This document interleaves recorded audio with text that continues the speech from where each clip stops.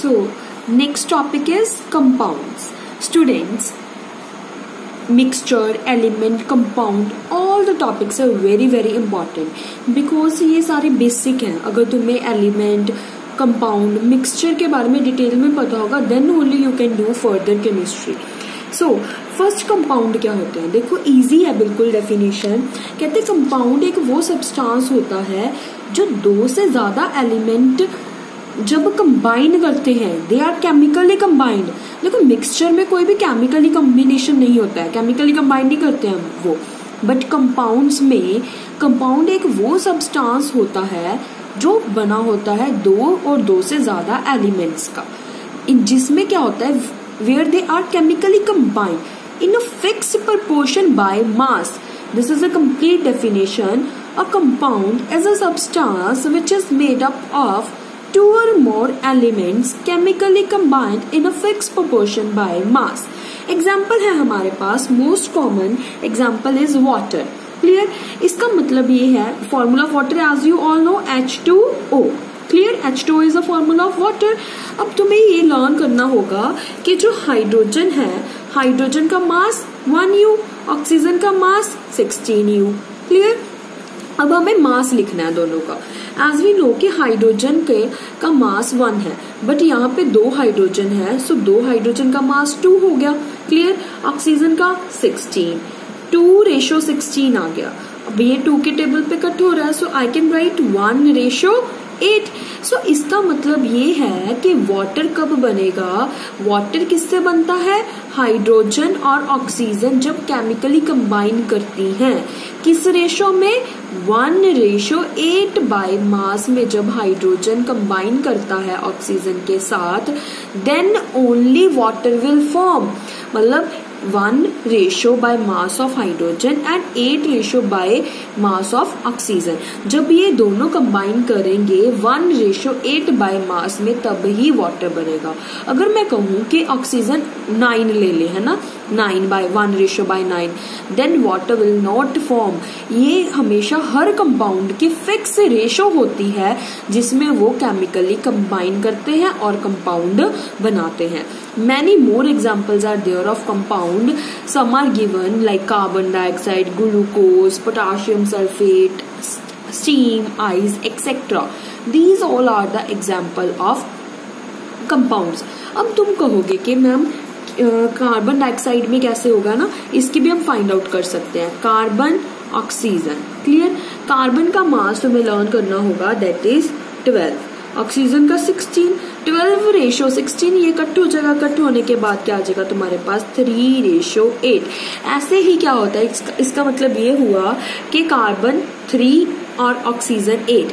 3:8 में जब कार्बन और ऑक्सीजन कंबाइन करेंगे then only carbon dioxide will form. Next है हमारे पास, कहते कंपाउंड है, उनको भी हम फर्दर क्लासिफाई कर सकते हैं into acid, basis and salt. Acid like इन्होंने एग्जांपल दी है हमें, like sulphuric acid, sodium hydroxide, salt, sodium sulphate.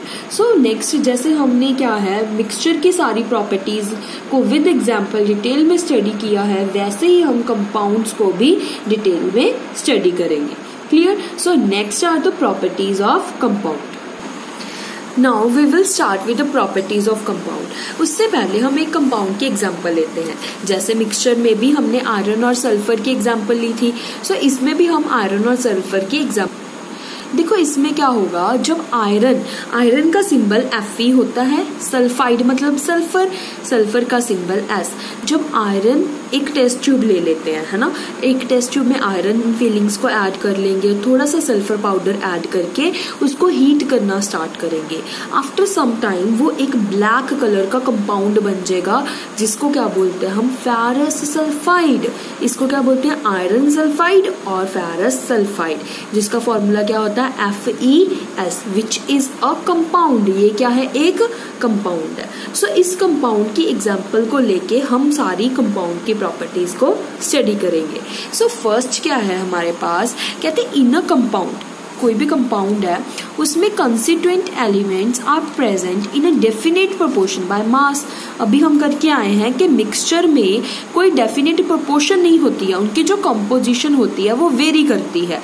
But जो कंपाउंड होता है उसमें जो भी कंस्टिट्यूएंट एलिमेंट का मतलब जिस एलिमेंट को मिला के कंपाउंड बनता है, क्लियर, उनकी एक फिक्स प्रोपोर्शन होगी। अभी हमने वाटर और कार्बन डाइऑक्साइड की फिक्स रेशो देखी कितनी होती है, वैसे ही आयरन सल्फाइड की भी फिक्स रेशो होती है जिसमें वो कंबाइन करते हैं। आयरन का मास होता है 56, सल्फर का मास होता है 32। जब 56 को 32 के साथ डिवाइड करेंगे 7/4 आ जाएगा। सो इट मीन्स 7:4 में आयरन और सल्फर जब कंबाइन करेंगे तो तुम्हें क्या मिलेगा, iron sulphide. So this shows that कि कोई भी कंपाउंड है उसमें जो कंस्टिट्यूएंट एलिमेंट्स होते हैं वो कंबाइन करते हैं fixed ratio by mass. Clear. Next है हमारे पास a compound can not be separated into its components by physical method. अब क्या था, मिक्सचर में अगर हम कोई भी फिजिकल मेथड यूज करते थे like filtration, magnet, solvent, distillation, तो हम उनके कंस्टिट्यूएंट कंपोनेंट्स को और पार्टिकल्स को सेपरेट कर सकते थे, एलिमेंट्स को। But here we can not separate by physical method. कैसे, देखो क्या है, अगर तुम्हारे पास आयरन सल्फाइड है, अगर उसमें हम मैग्नेट को पुट करेंगे तो क्या होगा, iron feelings will not attract towards a magnet, क्योंकि उसमें आयरन की प्रॉपर्टी ही नहीं रही, वो तो आयरन सल्फाइड बन गया। अब आयरन सल्फाइड थोड़ी ना अट्रैक्ट होगा मैग्नेट के साथ। सेम क्या होगा, कार्बन डाइसल्फाइड का केस होगा।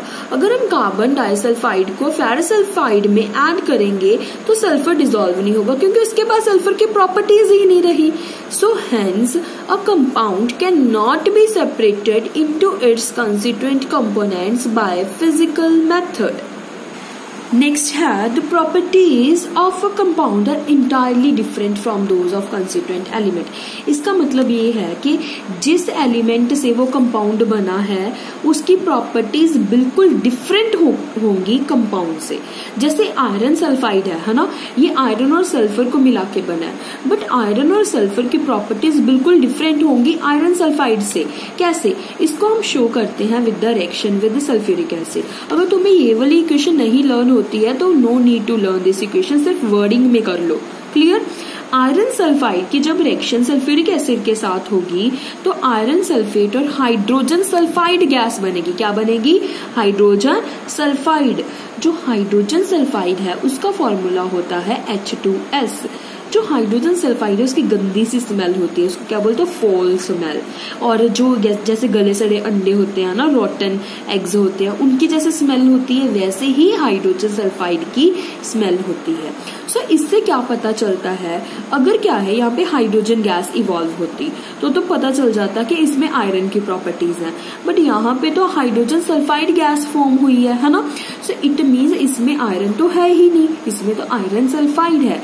ये क्या शो करता है, ये शो करता है कि प्रॉपर्टीज हैं कंपाउंड की वो बिल्कुल डिफरेंट होती हैं उनके एलिमेंट से जिनसे हमने कंपाउंड बनाया है।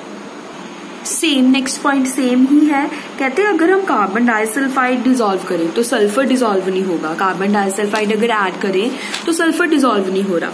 इट शोज दैट के उसमें ना ही तो सल्फर की प्रॉपर्टीज है ना ही आयरन की प्रॉपर्टीज है। क्लियर। सो नेक्स्ट है हमारे पास next property of compound, formation of compound is a chemical change.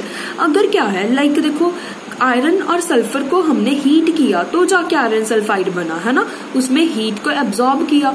सो इसमें हीट चेंजेस आएंगे, या तो हीट एब्जॉर्ब होगी या रिलीज होगी। रिलीज का मतलब इवॉल्व होना, और या फिर एब्जॉर्ब होना मीन्स यूज करना। अब compound has a fix melting और बॉइलिंग पॉइंट। अब देखो जो आयरन सल्फाइड है वो होमोजीनियस सब्सटेंस होता है, वो सभी जगह पे उतना ही आयरन होगा उतना ही सल्फर होगा। ऐसा तो नहीं होगा उसकी अमाउंट कहीं पे सल्फर ज्यादा है कहीं पे आयरन ज्यादा, ऐसा नहीं होगा। सो दैट्स वाई जो कंपाउंड होता है उसका फिक्स्ड मेल्टिंग और फिक्स्ड बॉइलिंग पॉइंट होता है, और जो कंपाउंड होता है it is a homogeneous mixture. So it means in the compound the constituent elements are present in definite proportion by mass. A compound cannot be separated into its constituents by physical method. The properties of a compound are entirely different from those of constituent elements. The formation of compound is a chemical change.